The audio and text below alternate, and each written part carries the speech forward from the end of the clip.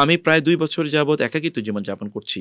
আমি আমার যে সকল বন্ধুদের সাথে ছোট থেকে বড় হয়েছি, সবাই আমাকে একা করে দিয়েছে। আচ্ছা, আমি খুব হতাশা এবং ডিপ্রেশনে ভুগছি। দয়া করে আমাকে পরামর্শ দেবেন এই অবস্থা থেকে বের হওয়ার জন্যে। মেহেদী, আপনি একাকী কেন থাকবেন? আপনার রব কি আপনার সাথে নাই? আপনার আল্লাহ কি আপনার সাথে নাই? নিশ্চয়ই আছে। আপনার রবের সাথে আপনি সময় কাটান, আল্লাহর সাথে সময় কাটান। লম্বা করে নামাজ আদায় করুন।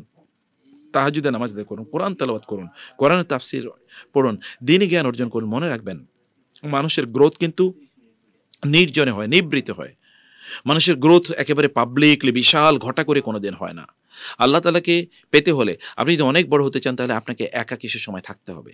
আপনার সকল সাউন্ড, বিভিন্ন কোলাহল, বিভিন্ন ডিস্ট্রাকশন, বিভিন্ন ধরনের এগুলো তো আপনাকে চিন্তাও করতে দেবে না। আপনাকে ভাবাতেও দেবে না। বরং আপনি ভাবুন, চিন্তা করুন, আপনার নিজের জীবন নিয়ে প্ল্যান করুন। আর যে বন্ধুরা আপনাকে বর্জন করেছে, কেন বর্জন করেছে?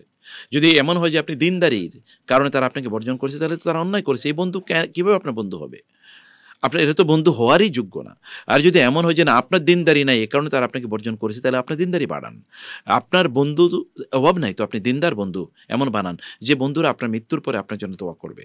আপনার জীবদ্দশায় তারা আপনার জন্য দোয়া করবে, আল্লাহ আমার ওই বন্ধুকে ভালো রেখো, তাকে হেদায়েত দাও, তার বিপদগুলো দূর করে দাও। আল্লাহর কথা আপনাকে বলবে। তাদেরকে তো বন্ধু হিসেবে গ্রহণ করা জায়েজই নাই যারা আপনাকে আল্লাহর কথা বলবে না, আল্লাহকে সম্পর্কে বরং আপনাকে ভুলিয়ে দেবে। তারা বরং অন্যায় কথা বলবে, তারা মানুষের বিরুদ্ধে কথা বলবে, অথবা মানুষকে ক্ষতি করার চেষ্টা করবে, অথবা তারা বিভিন্ন বিভিন্ন জিনিস, সিনেমা, নাটক ইত্যাদি, গান, বাদ্য ইত্যাদি নিয়ে তারা আছে, অশ্লীলতা নিয়ে আছে। তাদেরকে তো আপনি বন্ধু বানানোই ঠিক না। ডিপ্রেশনে কেন আপনি ভুগবেন? আপনি কাজে জড়িয়ে যান। যা সম্ভব তা কাজ করুন। কোনো সময়কে আপনি রুটিনের মধ্যে নিয়ে যান। আপনি কি করবেন? সকালে আর্লি ঘুম থেকে উঠুন, আপনি ব্যায়াম করুন, দৌড়ান দীর্ঘক্ষণ, শরীর থেকে ঘাম ঝরান, তারপরে কাজ করুন, পড়াশোনা করুন।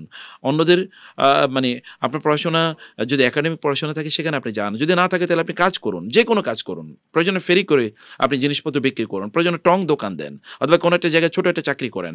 যাই করেন, কিছু একটা কাজের মধ্যে ঢুকে যান। এগুলো ডিপ্রেশন কোনো ব্যক্তি যিনি কর্ম ব্যস্ত তাকে ডিপ্রেশন কোনোদিন পেতে পারে না, অসম্ভব। ডিপ্রেশন আসে কেবলমাত্র, ডিপ্রেশন শয়তান থেকে আসে। আর এটা শয়তান ওই ব্যক্তিকে ধরে যে ব্যক্তি অকর্মণ্য, অথবা যে ব্যক্তি নিষ্কর্মা, অথবা যে ব্যক্তি কর্মহীন। কর্মহীন থাকবেন না প্লিজ।